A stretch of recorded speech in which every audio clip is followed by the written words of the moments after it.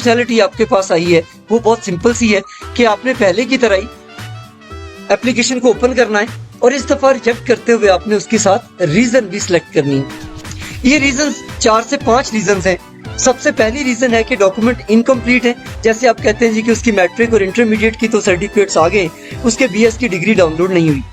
तो अगर इनकम्प्लीट है तो आप ये पहली ऑप्शन सेलेक्ट करें और इनके डॉक्यूमेंट्स को अनवेरीफाई कर दें। सेकंड रीजन ये हो सकती है कि डॉक्यूमेंट इनकरेक्ट है। ये वो इशू है कि जिसमें डॉक्यूमेंट डाउनलोड होते थे तो कैंडिडेट के नहीं थे, किसी और के आपको शो हो जाते थे। तो अगर आप डॉक्यूमेंट्स को डाउनलोड करके ओपन करते हैं, कैंडिडेट ए के डॉक्यूमेंट्स में किसी कैंडिडेट बी के डॉक्यूमेंट शो हो रहे हैं, या ये भी हो सकता है कि 3 से 4 डॉक्यूमेंट कैंडिडेट ए के ही हैं, एक डॉक्यूमेंट किसी और कैंडिडेट का शो हो गया, उनको आप इस रीजन के साथ रिजेक्ट कर दीजिए। अच्छा, आप लोगों ने सिर्फ एजुकेशनल डॉक्यूमेंट्स को देखना है, आपने उसके जो CNIC है या पिक्चर है, इन चीजों को भी नहीं देखना। सो डॉक्यूमेंट्स सेकंड ऑप्शन ये है कि अगर डॉक्यूमेंट जो डाउनलोड हो रहे हैं वो उस कैंडिडेट के नहीं शो हो रहे जिसके आप डाउनलोड कर रहे हैं, तो फिर भी रिजेक्ट कर दीजिए।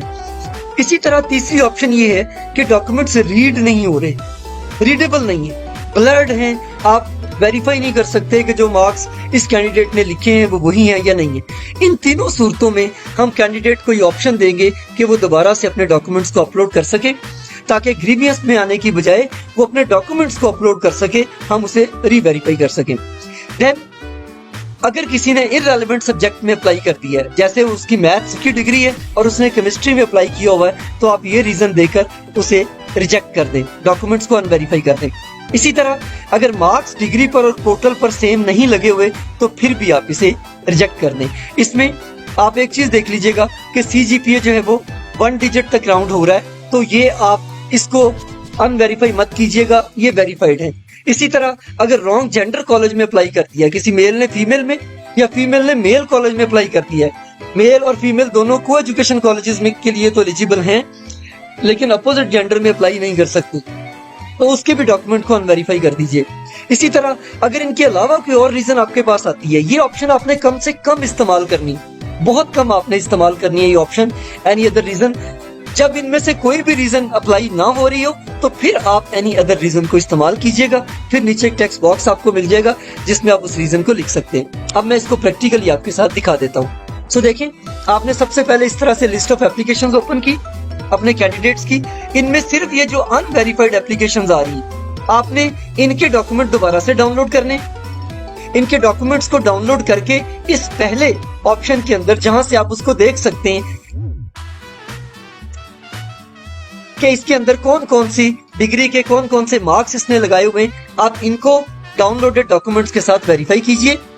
अगर ये वेरीफाई हो जाए तो फिर नेक्स्ट ऑप्शन में जाकर यहां से वेरीफाई और अपडेट कर दें स्टेटस। अगर नहीं होते अनवेरीफाई कीजिए और अनवेरीफाई में रीजन लीजिए, document are incomplete, requires uploading of document.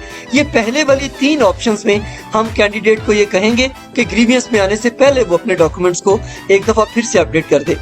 ये तमाम का तमाम काम आपने नेक्स्ट 2 से 3 घंटे में कर देना है कि जितनी भी एप्लीकेशंस को आपने रिजेक्ट किया है उनके सामने उनकी बैलेट रीजन ऐड कर दीजिए।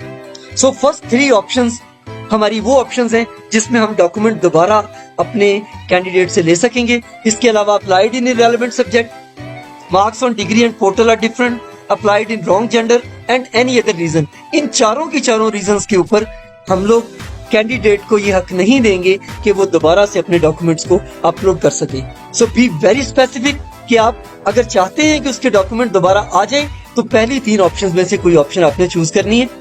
एनी अदर रीजन पे जाएंगे तो फिर यहाँ पर आपको एक टेक्स्ट बॉक्स भी मिल जाएगा, आप मुख्तसर लफ्जों में जो रीजन आपको नजर आती है वो इसके अंदर लिख दीजिए। Thank you.